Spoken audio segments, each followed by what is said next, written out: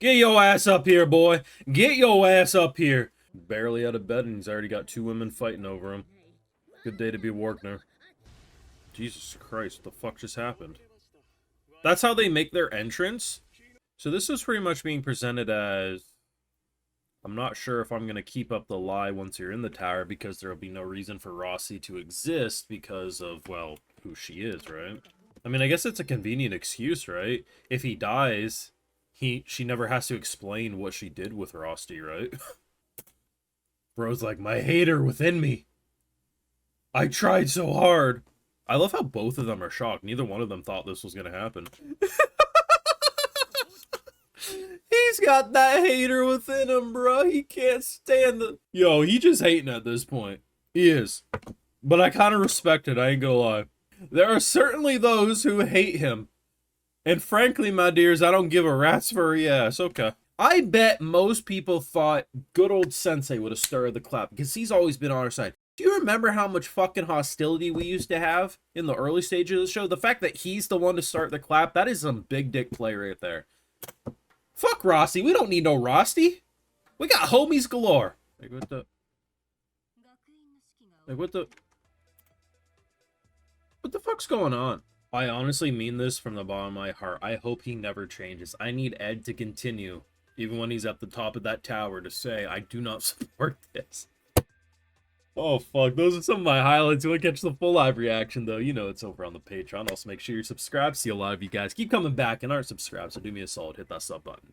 Now, I honestly think Ed's mindset is so fascinating because I think, you know, when you look at what Will just did, he ran around a whole goddamn map like goddamn Sonic the Hedgehog with all the fucking emeralds, clearing the floor. However, is there any guarantee he can just do that on the fly? Probably not, because if he could, he would have been doing it up to this point. Bro cannot cast spells with a wand. He's naturally saying, I know the challenges I face. I don't want this dumb son of a bitch to die. I do think he makes sense, but it is objectively hilarious that every time good things happen to him, he's like, oh, hold up.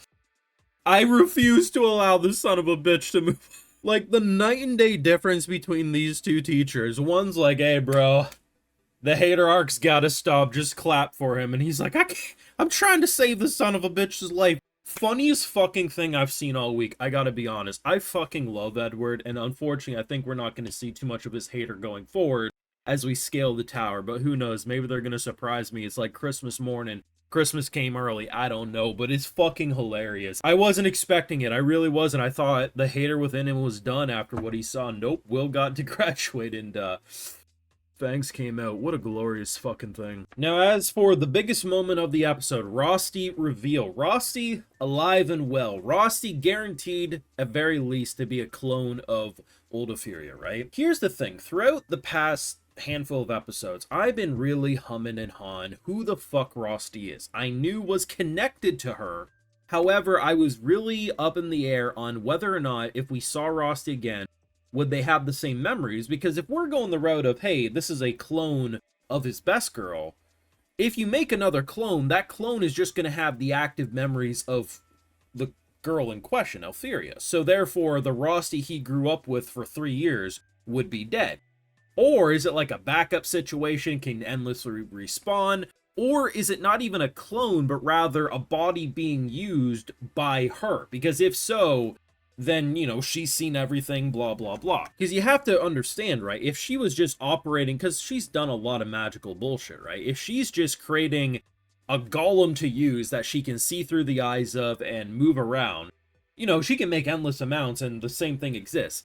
But after this episode, I don't think that's happening. I think it is a clone, but I think Rosti exists separately from Ophelia.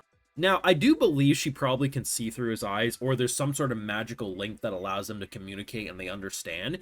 Because the big reason I think this is we had 2 flashbacks in this episode. One was 3 years ago, and one was 1 year ago. And during the initial interaction, when they first meet up, the 3 years, we get to see kind of like the general, like, hey, I invented the umbrella. Very much her type of personality. But the 1 year ago, is where it kind of seals the deal for me. See, during the 1 year, when they're talking about how if Will gets to scale the tower, I'm not going to be with you. Like, that's kind of how the conversation goes. Now, given that we know Euphoria is in the tower, if this was just a simple case of I'm using this body as a way to keep, an eye on Will, make sure he's happy and supported, saying that I'm not going to come to the tower with you, it makes it feel like you were designed to be your own individual person that would assist Will, but when the time comes, you no longer need to assist Will and your job has been served.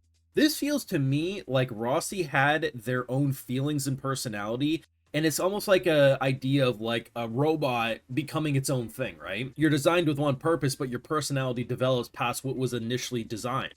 So I'm interested because to me, I do firmly believe at this point a clone of, or like an offspring clone dynamic from Euphoria, but I do believe Rosti has their own feelings. The thing is based on the revival, because we saw Rosti disintegrate, right? So either you got even better regeneration than his favorite teacher, or we just made another one and you got to keep all your memories, right? Like, it's hard to say. But I mean, if we are going the route that the clones are being made off of her, it's entirely likely you just kind of give the general love and desires into Rosti clone so that when it comes back, well, maybe it doesn't remember every single thing. I mean, at the end of the day, the bare minimum. But at the same time, I think even if we assume this is a clone, most likely she has been looking through, which I still think is a very funny dynamic because, Will has definitely changed in front of Rosti.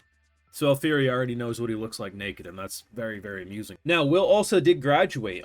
He got to scale the tower. He was not expecting it. Out of the 50, he was number 50. And as they say, there's 2 ways of promoting yourself.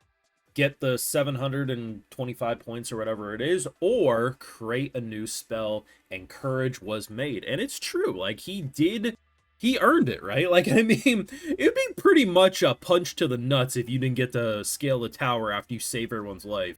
Like, that's pretty fucking wild. I also love that the first person who clapped for him was him. I really thought when I heard I was like, oh, it's gonna be his teacher, right? The one who's always, nope, it's him. And the way everyone built into it, like, this is where it really kind of shields Ed a bit, because naturally everyone thinks he probably doesn't deserve it. Like, imagine going your whole life assuming the guy has no magic, and then he randomly does magic, but then you're like, can he do it on command? Is he really capable of surviving in a world of magic in the thick of it? It's hard to say, right? But the world's changing, times are changing, and the way just everyone went from, I don't believe in him, to, I kind of have to. I mean, bro earned this, right? Bro absolutely earned this, and I thought it was very nice. It's also nice to learn that she has been restricting him and keeping him like, why hasn't this happened before, right? And we get the confirmation when she, turns his hair back to the normal color. She's essentially restricting his body, mainly because you have to make sure he's able to, from my interpretation anyway, utilize his full strength, right? Don't want to hand, like, ultimate power to someone who could potentially use that and get themselves or others killed until they're ready. So it's almost like waiting until they're ready before removing the limiters. Like, you got to keep the training weights on for some time, and, I think it's probably the right thing, though maybe we could have given him a heads up so he didn't feel so ostracized by society this whole time, but, maybe I'm nitpicking. Either way, this was a fantastic episode. You know what the best way to describe this episode?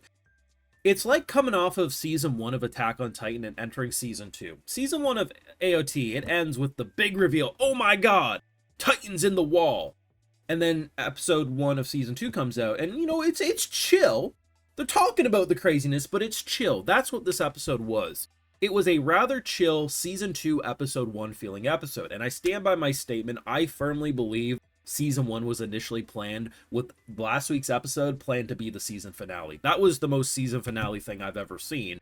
And as they said, the prologue's over, and we are properly into that second season now, and I'm very, very interested where we're going to go from here. But you can let me know your thoughts down below. What did you think? How are you loving the hater energy that Edward is giving? I personally love it.